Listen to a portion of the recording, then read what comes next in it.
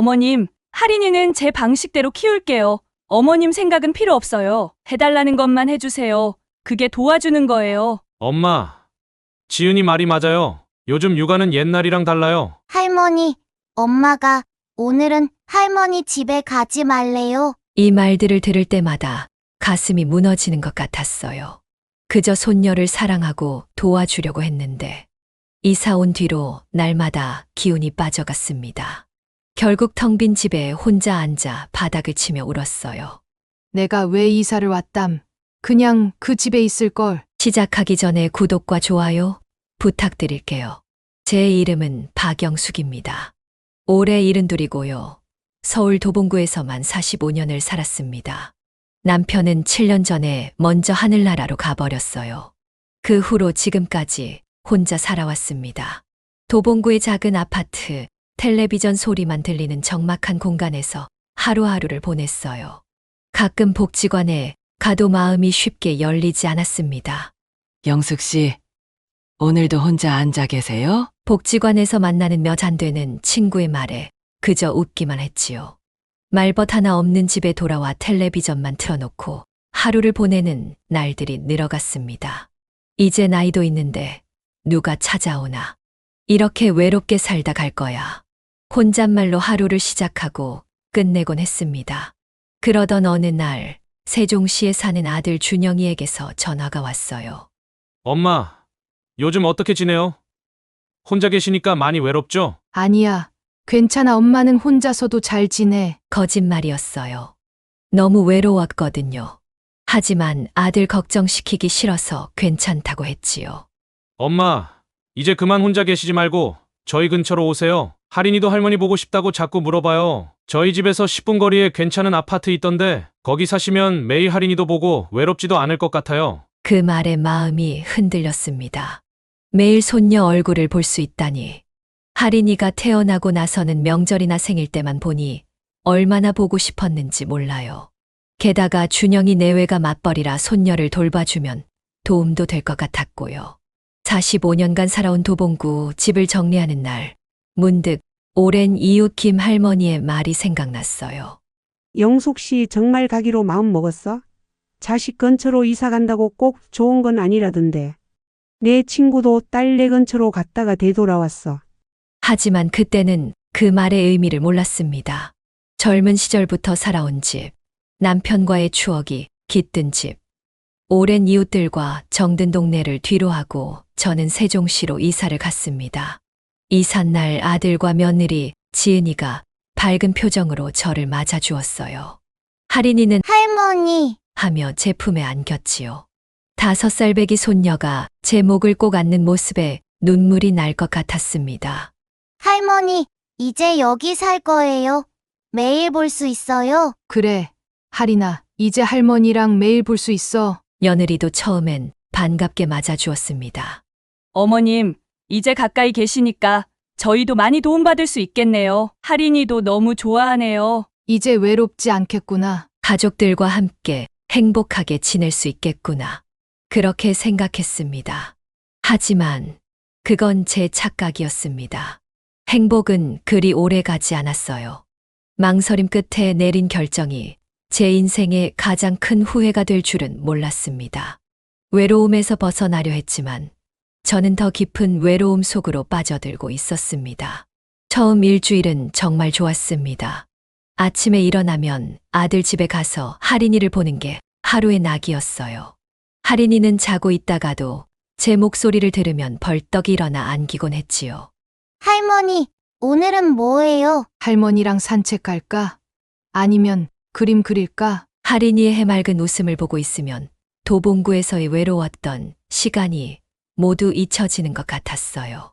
아들과 며느리도 처음엔 제가 와서 정말 좋아했어요. 어머님, 할인이가 할머니 오신 뒤로 더 활발해진 것 같아요. 엄마, 덕분에 지은이도 저도 출근할 때 마음이 편해요. 정말 고마워요. 그런 말을 들을 때마다 가슴이 뿌듯했습니다. 정말로 제가 필요한 사람이 된 것 같아서요. 혼자 있던 시간이 아까울 정도로 할인이와 함께하는 매 순간이 행복했어요. 할인아, 할머니가 도봉구에서 가져온 인형 보여줄까? 네, 보여주세요. 이건 할인이 아빠가 어릴 때 갖고 놀던 인형이야. 많이 낡았지만 소중하게 갖고 있었어. 우와, 할머니 보물이에요. 그래. 근데 이제 할인이 주고 싶어서 가져왔어. 할인이는 그 낡은 인형을 보물처럼 안고 다녔어요. 그런 모습이 얼마나 예쁘던지. 아침에는 할인이랑 놀아주고, 점심때는 음식도 해주고, 오후에는 함께 산책도 다녔습니다. 저녁이면 아들 내외가 퇴근하기 전에 저녁 준비도 도왔지요. 모든 게 완벽했어요. 하지만 그런 행복은 그리 오래 가지 않았습니다. 이사 온 지 한 달쯤 지났을 무렵 조금씩 분위기가 달라지기 시작했어요. 처음엔 작은 일이었습니다. 할인이에게 바나나를 깎아주었더니 며느리 지은이가 말했어요. 어머님, 저희는 할인이 간식을 시간을 정해서 주고 있어요. 3시에만 간식을 먹이려고 하거든요. 다른 시간에는 주시지 말아주세요. 아, 미안해, 몰랐네. 그날은 그런가 보다 했어요. 하지만 다음 날 할인이가 입을 옷을 꺼내 주었더니 며느리가 또 말했습니다. 어머님, 그건 오늘 안 입히려고 했는데요. 할인이가 스스로 옷을 고를 수 있게 하고 있거든요. 그랬구나. 내가 또 몰랐네. 처음에는 그저 작은 실수라고 생각했어요. 며느리의 육아 방식을 존중해야겠다 싶었지요. 하지만 그 후로 매일 뭔가 다른 지적이 있었습니다.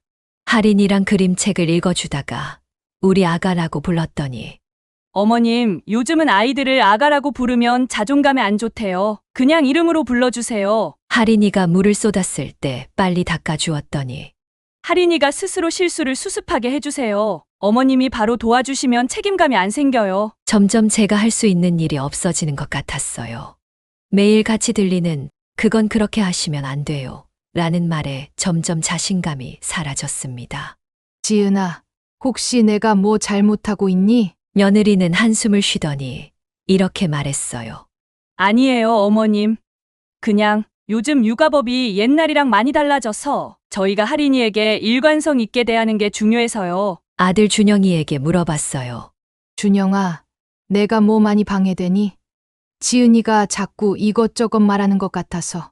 아니에요, 엄마. 지은이가 육아 공부를 많이 해서 그래요. 신경 쓰지 마세요. 하지만 신경 쓰지 않을 수가 없었어요. 점점 할인이와 시간을 보내는 것도 조심스러워졌습니다. 무슨 말, 무슨 행동을 해도 잘못될까봐 겁이 났어요. 어느 날은 할인이가 저에게 말했습니다. 할머니, 나도 할머니 집에 놀러 갈래요. 그 말이 얼마나 반갑던지. 얼른 대답했죠. 그래, 할인아. 할머니 집에 언제든지 놀러와. 맛있는 것도 많이 해줄게. 하지만 그 말을 들은 며느리는 표정이 굳어졌어요. 할인아, 할머니 집은 다음에 가자. 오늘은 피아노 학원 가는 날이잖아. 집에 돌아와서는 문자가 왔습니다. 어머님, 할인이가 할머니 집에 가고 싶어 하는데 저희가 정해둔 스케줄이 있어서요. 미리 말씀 안 드려 죄송해요. 주말에 계획해서 보내드릴게요. 그 문자를 보는데 속상했어요. 손녀를 보러 이사 왔는데 정작 만나는 것조차 스케줄이 필요하다니. 내가 도와주려고 한 건데. 혼자 방에 앉아 TV만 보고 있으니 도봉구에 있을 때보다 더 외로웠습니다. 가족 가까이 있지만 마음은 더 멀어진 것 같았어요.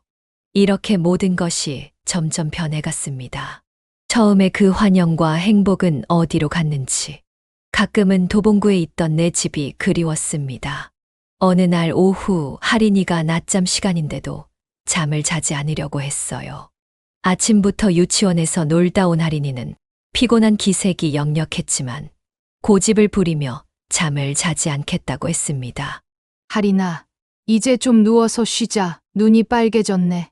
싫어요. 할머니 안 졸려요.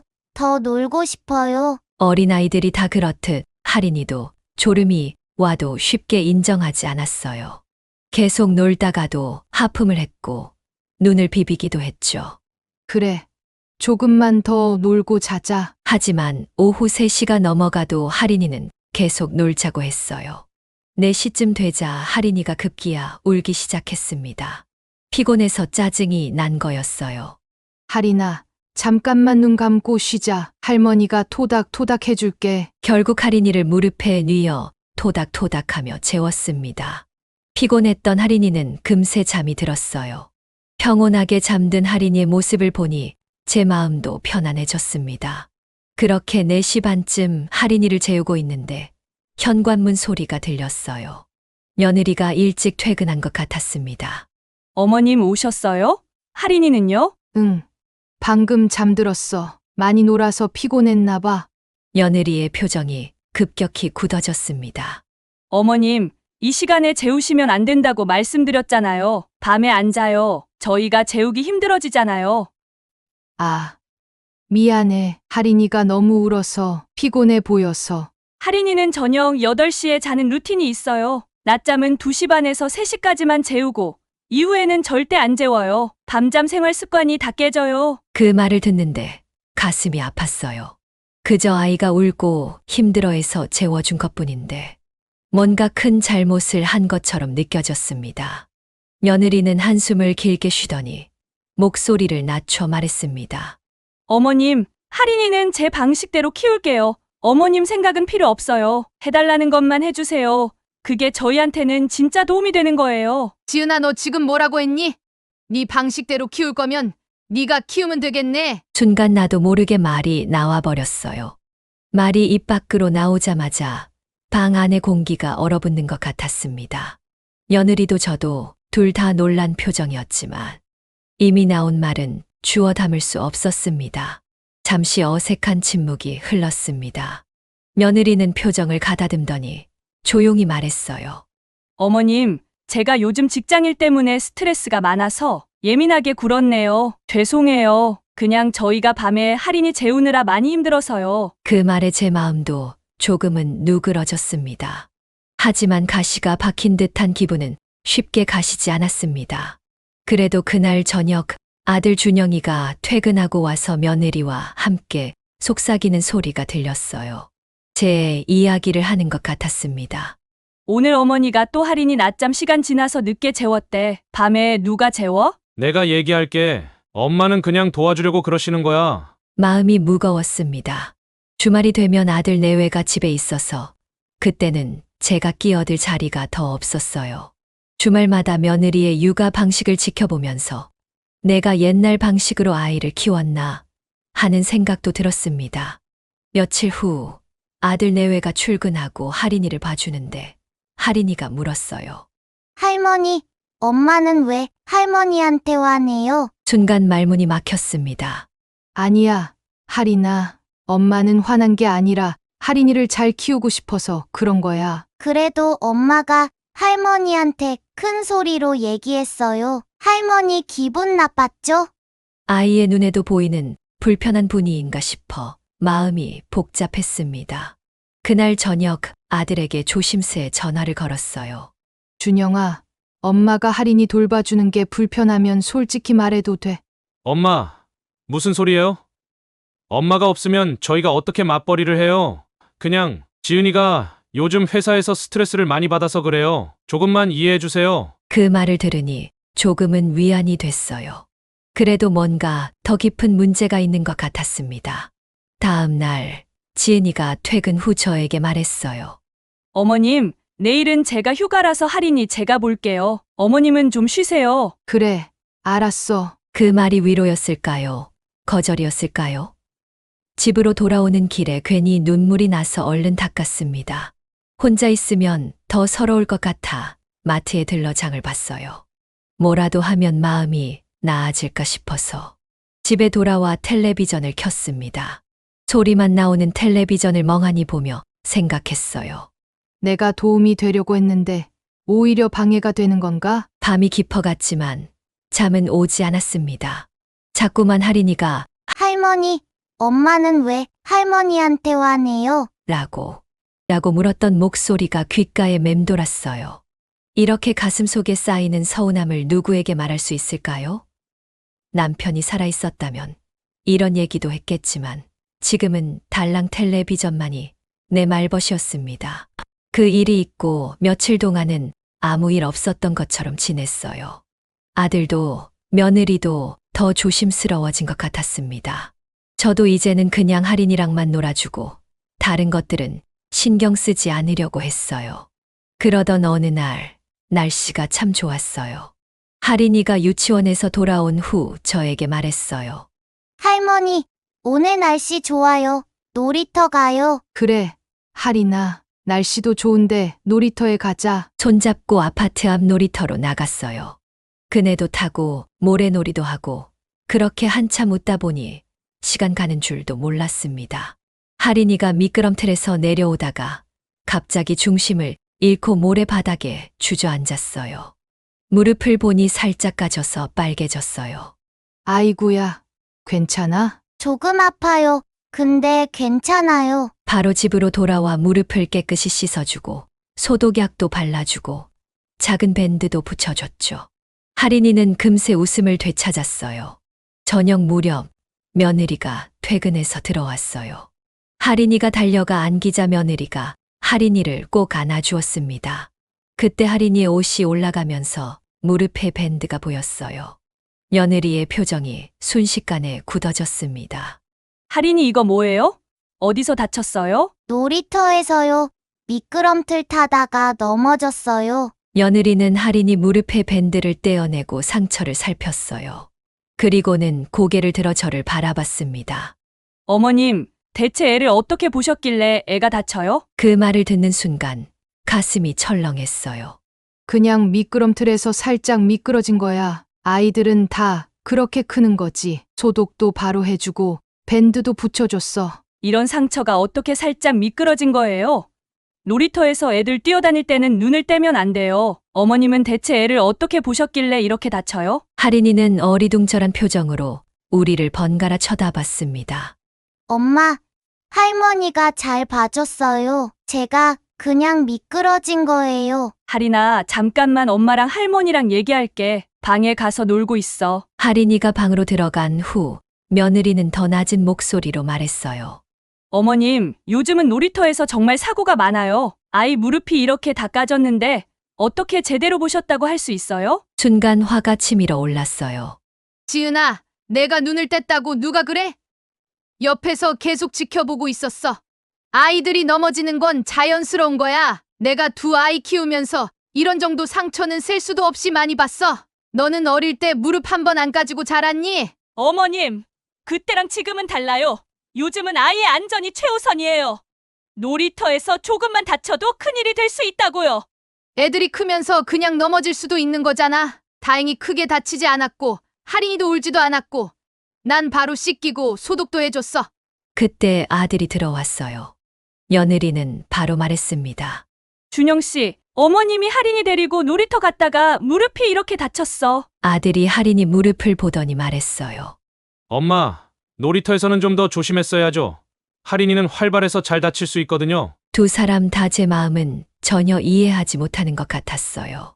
그래, 내가 잘못했네. 아이가 놀다 넘어진 것도 내 잘못이고 무릎에 작은 상처가 난 것도 내 잘못이고 내가 키운 너는 한 번도 다친 적 없었지? 준영아, 너도 어릴 때 무릎 까져서 나한테 달려와 울었던 거 기억 안 나? 며느리가 한숨을 쉬더니 말했어요. 어머님, 다음부터는 제가 집에 있을 때만 놀이터에 데려가 주세요. 그 말을 듣는데 화도 나고 속상하고 무력해지더군요. 마치 제가 할인이를 돌볼 자격이 없다고 말하는 것처럼 느껴졌거든요. 그렇게 잘 키우면 너희가 직접 키워. 거실로 나가려는데 할인이가 방에서 뛰어나와 제 손을 잡았습니다. 할머니, 벌써 가요?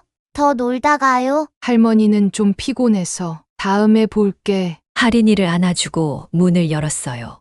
아들이 말했습니다. 엄마, 비 온다던데 우산 가져가세요. 괜찮아. 이 정도 비에 젖는 건 작은 상처보다 덜 위험할 거야. 집으로 돌아오는 길, 하늘에서 갑자기 비가 내리기 시작했어요. 우산도 없이 걸었지만 신경 쓰이지 않았습니다. 비에 흠뻑 젖으면서 생각했어요. 내가 이사 온 이유가 뭐였지? 가족과 가까이 있으려고. 근데 지금 나는 더 멀어지고 있잖아. 집에 도착해서 옷도 안 갈아입고 소파에 주저앉았어요. 다음 날 아침 핸드폰에 문자가 와 있었어요. 며느리였습니다. 어머님, 어제 일은 정말 죄송해요. 하지만 할인이의 안전을 위해 당분간은 놀이터나 바깥 활동은 저희가 함께 할 때만 했으면 좋겠어요. 그 문자를 읽는 순간 손이 덜덜 떨렸어요. 눈물이 왈칵 쏟아졌지만 이번엔 슬픔보다 화가 더 컸습니다. 이게 말이 되나? 이제 손녀랑 놀이터도 못 가게 한다니. 한참을 진정하고 나서 아들에게 전화를 걸었습니다. 준영아, 지은이 문자 봤니? 네, 엄마. 지은이가 요즘 회사에서 스트레스를 많이 받아서 스트레스가 문제가 아니라 내가 할인이 보는 게 싫은 거잖아. 솔직히 말해봐. 그게 지은이는 할인이 안전에 신경을 많이 써서 내가 할인이를 위험하게 한다는 거지?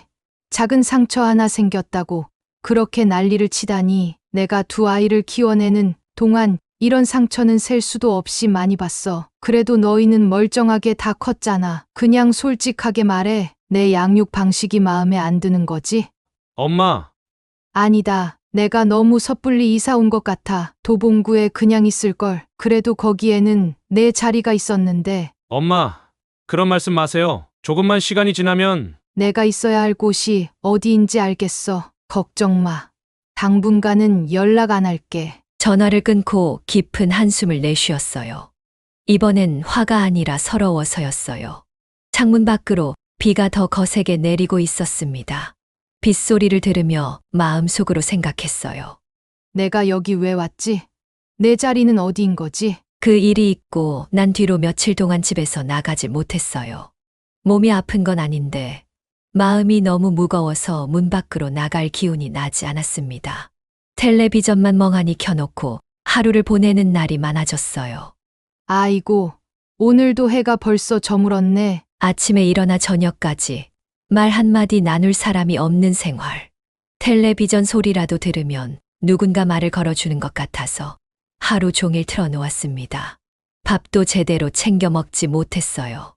무슨 맛으로 먹나 싶었거든요. 남편이 살아있을 때는 반찬 하나라도 정성껏 만들었는데 이제는 누구를 위해 음식을 하나 싶어 라면 한 그릇으로 때우는 날이 많아졌습니다. 도봉구에 살 때는 그래도 오랜 이웃들이 있었는데 이곳에는 인사 나눌 사람 하나 없었어요. 복지관에 한 번 용기 내서 갔다가도 낯선 분위기에 금방 돌아오곤 했습니다. 혼자 살 땐 그래도 내 마음대로 살았는데 창문 밖을 바라보면 아이들 손잡고 지나가는 젊은 엄마들이 보였어요. 그런 모습을 보면 괜히 할인이 생각에 또 눈물이 났습니다. 겨우 한 달 같이 있었던 건데 손녀가 눈에 밟히도록 보고 싶었어요. 이사 오기 전에는 그래도 내 맘대로 살았는데 그냥 그 집에 있을걸. 쓸쓸한 마음에 혼자 중얼거리며 바닥만 내려다보고 있었어요. 문득 싱크대 위에 남은 설거지가 눈에 들어왔지만 일어날 힘도 없었습니다. 전화기만 하루에도 몇 번씩 쳐다봤어요. 혹시 아들이나 며느리에게서 전화가 올까? 그런데 전화는 오지 않았어요. 며칠째 기다려도 연락이 없자 결국 제가 전화를 걸었습니다. 여보세요?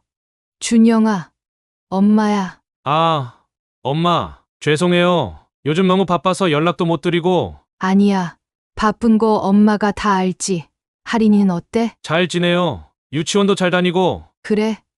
그럼 내가 오늘 좀 가볼까 했는데 말이 채 끝나기도 전에 아들이 잘났습니다. 엄마, 지금 회의 들어가야 해요. 나중에 다시 전화드릴게요. 뚝 전화를 끊는 소리가 유난히 크게 들렸어요. 며칠을 기다려도 아들의 전화는 오지 않았어요. 어느 날 밤 잠이 오지 않아 창문을 열고 밖을 바라봤습니다. 낯선 동네의 불빛들이 차갑게 느껴졌어요. 도봉구에 살 때는 창밖으로 오래된 나무도 보이고 이웃집 불빛도 정겹게 느껴졌는데 여기선 모든 게 낯설고 차가웠습니다. 그냥 그 집에 있었으면 이런 서러움은 없었을 텐데. 묵직한 한숨과 함께 바닥에 털썩 앉았어요. 그리고는 맨 바닥을 주먹으로 몇 번 내리쳤습니다.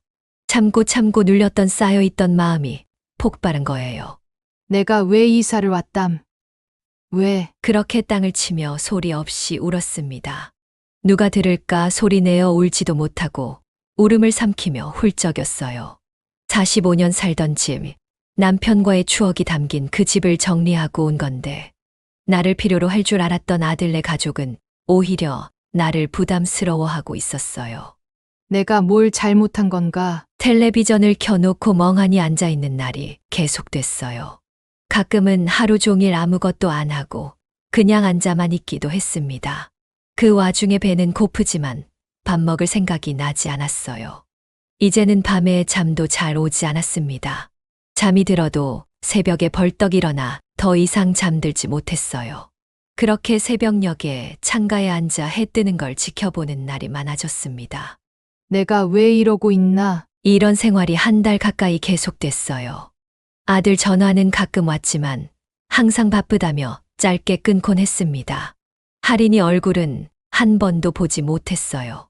어느 날은 너무 심심하고 답답해서 복지관에 가봤어요. 다들 서로 알고 지내는 분위기였는데 저만 혼자 구석에 앉아 있었습니다. 그러다 옆자리에 앉은 할머니가 말을 걸어왔어요. 처음 뵙네요. 언제 이사 오셨어요? 아, 2달쯤 됐어요. 아이고, 그럼 제법 됐네. 혼자 사세요? 네, 아들네 가까이 이사 왔어요. 아이고, 그럼 좋겠네요. 손주도 보고. 그 말에 눈물이 핑 돌았습니다. 말문이 막혀 대답을 못하고 그냥 일어나 나와 버렸어요. 집으로 돌아오는 길, 골목에서 우연히 아들을 마주쳤습니다. 깜짝 놀란 표정이었어요. 엄마, 어디 갔다 오세요? 아, 그냥 복지관에 잠깐. 아, 그러셨구나. 잘하셨네요. 말은 그렇게 했지만 얼른 가야 한다며 서둘러 가버렸어요. 아들이 등 뒤로 사라지는 모습을 바라보며 서 있었습니다. 집에 돌아와 또 혼자였어요. 창밖으로 보이는 석양을 바라보며 생각했습니다. 이게 뭐 하는 짓인가? 그냥 도봉구에 있었으면. 어느 비 오는 저녁이었어요. 밖에서 우산 접는 소리가 들리더니 문을 두드리는 소리가 났습니다. 문을 열어보니 아들 준영이가 서 있었어요. 평소 같으면 반가웠을 텐데 지금은 왠지 조심스러웠습니다. 웬일이야? 엄마, 잠깐 얘기 좀 할게요. 준영이는 집 안으로 들어와 거실을 둘러보았어요. 텔레비전 앞에 놓인 작은 밥상에는 간장에 밥만 비벼 먹은 흔적이 남아 있었습니다. 엄마, 요즘 밥은 제대로 챙겨 드세요. 그냥 혼자 먹으니까 귀찮아서 입맛도 없고. 무거운 침묵이 흘렀어요.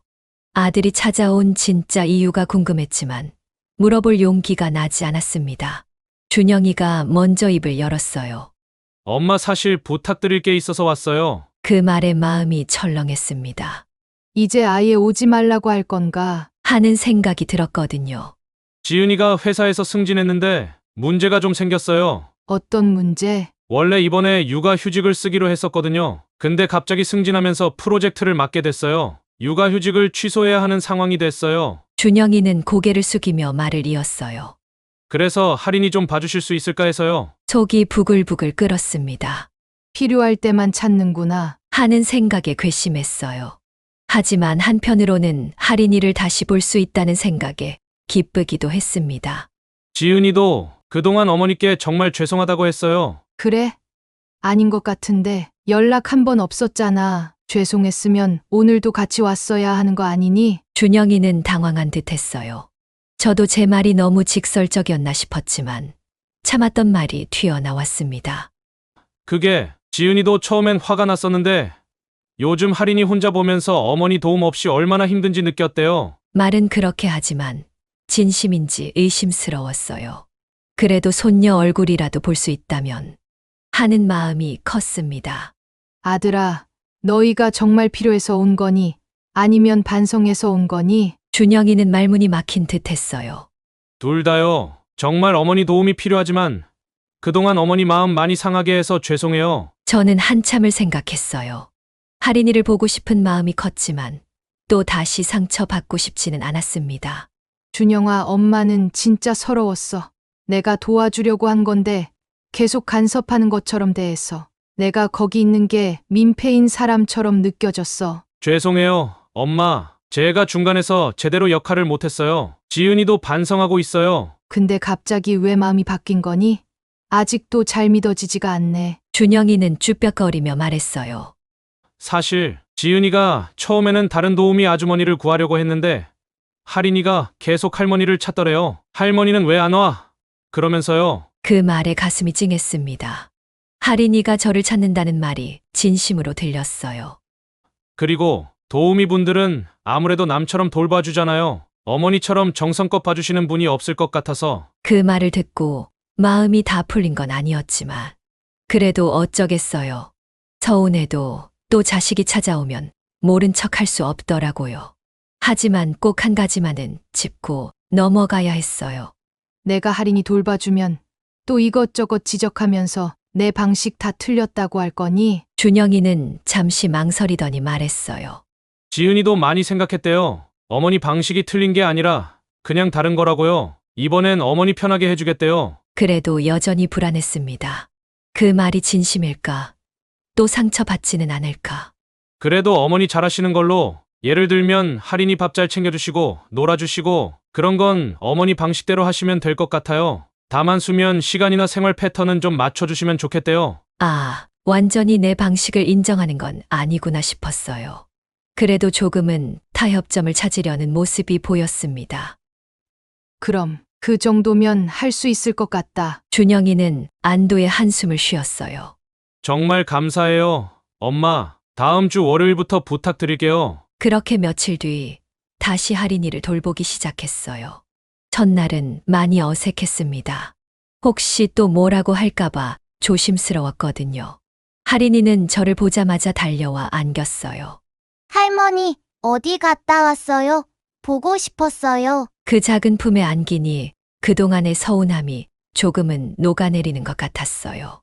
그래도 여전히 조심스럽게 행동했습니다. 할인아, 배고프니? 할머니가 점심 줄까? 네. 할머니가 해주는 밥 맛있어요. 밥을 먹이고 그림책도 읽어주었어요. 오후에는 할인이를 데리고 놀이터에 나갔습니다. 할인이가 신이 나서 그네를 타고 미끄럼틀도 타며 놀았어요. 시간이 좀 지나자 슬슬 돌아갈 시간이 됐습니다.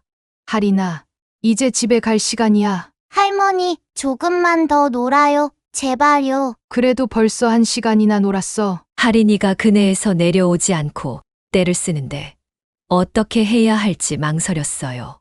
전에는 할인이 뜻대로 해주었다가 며느리의 눈치를 봐야 했거든요. 혹시 몰라 핸드폰으로 며느리에게 문자를 보냈어요. 할인이가 놀이터에서 더 놀고 싶어 하는데 30분 정도 더 놀아도 될까? 잠시 후 답장이 왔어요. 네, 어머님 괜찮아요. 다만 3시쯤엔 늦어도 낮잠을 잘 수 있게 해주세요. 너무 늦게 자면 저녁 일과가 다 밀려서요. 답장을 보니 마음이 좀 놓였습니다. 거절이 아니라 시간만 지켜달라는 부탁이었으니까요. 그 말에 저도 기꺼이 맞춰보기로 했습니다. 할인이와 잠깐 더 놀아주다가 3시쯤 되어 조용히 눕혀 토닥토닥 해주었습니다. 금세 숨소리가 고르더니 스르르 잠이 들었어요. 시간에 맞춰 깨우고 간식도 주고 같이 놀았어요. 할인이는 너무 행복해 보였습니다. 며느리가 퇴근했을 때 할인이는 엄마에게 달려가며 말했어요. 엄마, 할머니랑 놀았어요. 너무 재밌었어요. 며느리는 미소 지으며 저를 바라봤어요. 어머님, 감사해요. 오늘 어떠셨어요? 괜찮았어. 할인이가 잘 놀고 잘 먹었어. 아직은 어색했지만 전보다는 나아진 것 같았어요. 그날 저녁 집에 돌아오는 길은 그동안보다 덜 외로웠습니다. 그렇게 일주일이 지났어요. 조금씩 자신감이 생기면서 할인이를 돌보는 방식도 자연스러워졌습니다. 가끔은 며느리와 의견이 다를 때도 있었어요. 어머님, 할인이 과자는 이거보다 덜 단 걸로 주시면 좋겠어요. 아, 그래. 다음엔 그렇게 할게. 완전히 내 방식대로 하진 못했지만 서로 조금씩 양보하며 타협점을 찾아가는 것 같았습니다. 어느 날 할인이가 낮잠에서 깨어나더니 제 얼굴을 손으로 쓰다듬었어요. 할머니 손은 따뜻해요. 그래, 할머니 손이 따뜻해. 예, 할머니, 이제 안 가실 거죠? 그 말에 가슴이 찡했어요. 혹시 제가 없던 시간 동안 할인이도 많이 서운했던 걸까요? 그래. 할머니 안 갈 거야. 할인이 옆에 계속 있을 거야. 할인이는 제 품에 안겼어요. 할머니가 최고예요. 그날 저녁 집으로 돌아오는 길에 생각했어요. 아직 완전히 화해된 건 아니지만 조금씩 서로를 이해해가는 과정인 것 같았습니다. 비록 처음 기대했던 것처럼 모든 것이 완벽하진 않았지만 이렇게라도 할인이와 함께할 수 있어 감사했어요. 이제는 매일 아침이 기다려졌습니다. 할인이를 볼 수 있다는 생각에 일찍 일어나 준비하고 웃는 얼굴로 할인이를 맞이할 수 있었으니까요. 이제 할인이 돌보는 일이 제 일상이 되었습니다. 아침에 눈을 뜨면 제일 먼저 할인이 생각이 났어요. 오늘은 무엇을 해줄까, 무슨 놀이를 할까 생각하며 준비했지요. 할인이도 저를 기다렸어요. 아침마다 현관문 소리만 들려도 달려나와 안겼습니다. 할머니, 오늘은 뭐예요? 그 말이 얼마나 반가운지 몰라요. 한동안 들을 수 없었던 소리였으니까요. 처음에는 조심스러웠지만 시간이 지나면서 며느리와도 조금씩 가까워졌어요. 퇴근해서 오면 할인이가 할머니와 무엇을 했는지 신나게 얘기하는 모습을 보며 며느리도 웃음 짓곤 했습니다. 어머님, 할인이가 요즘 할머니 얘기만 해요. 덕분에 제가 회사 일에 집중할 수 있어요. 감사해요. 그 말을 들으니 마음이 따뜻해졌어요. 내가 정말 쓸모 있는 사람이구나 싶었지요. 하지만 할인이만 돌보는 것이 제 인생의 전부는 아니었어요. 어느 날 복지관 앞을 지나다가 문득 발걸음을 멈췄습니다. 망설이다 용기를 내어 들어갔지요. 어머, 지난번에 오셨던 분 아니세요? 복지관에서 봤던 할머니가 반갑게 인사를 건네셨어요. 네, 맞아요. 그때는 금방 나와버렸는데 이번엔 제대로 알아보러 왔어요. 그날부터 일주일에 2번 할인이 유치원 가는 날에는 저도 복지관에 나가기 시작했어요. 스마트폰 배우는 강좌도 듣고 노래 교실도 다녔습니다. 처음엔 서먹서먹했지만 오랜만에 또래 할머니들과 어울리다 보니 점점 즐거워지고 웃음도 많아졌어요. 영숙 씨, 목소리가 참 좋네. 다음 발표회에 한 곡 해보지 그래. 노래 교실 선생님이 권하셔서 처음으로 남들 앞에서 노래도 불렀어요. 떨렸지만 박수를 받으니 가슴이 뿌듯했습니다.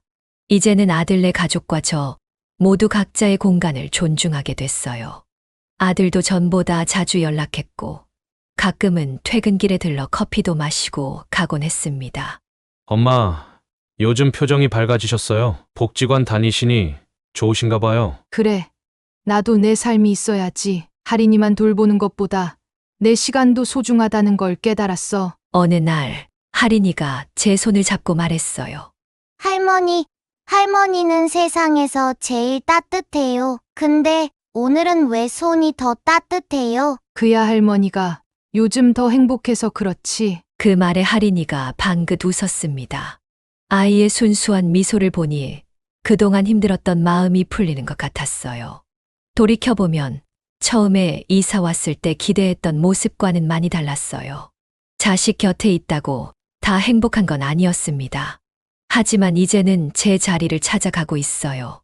할인이도 사랑하고 제 삶도 소중히 여기는 법을 배웠지요. 세상에 꼭 필요한 사람이 된다는 건 남에게 기대는 게 아니라 내 삶의 중심을 잡는 거였어요. 여전히 외로울 때도 있지만 더 이상 땅을 치며 후회하지는 않습니다. 가만히 생각해 보니까요. 나이가 들어도 누군가를 사랑하고 또 사랑받을 수 있다는 게 참 고마운 일이더라고요. 손주도 예쁘고 나 자신도 이제는 좀 아껴주면서 살다 보니 마음이 한결 편해졌어요. 요즘 들어 이런 생각이 들어요. 누가 자식 근처로 이사 간다고 하면 저는 아마 말릴 것 같아요. 외로움 때문에 자식 곁으로 가는 일, 생각만큼 쉬운 게 아니더라고요. 저는 그나마 잘 풀린 편이지만 진짜 어려운 건 마음의 거리까지 가까워지는 일이었어요. 가끔은 적당히 거리를 두고 서로의 생활을 존중하면서 지내는 게 오히려 더 마음이 편할 때도 있답니다. 이 이야기가 마음에 드셨다면 구독과 좋아요 부탁드립니다. 응원해 주시면 저희에게 큰 힘이 됩니다. 다음 이야기로 찾아뵐게요. 감사합니다.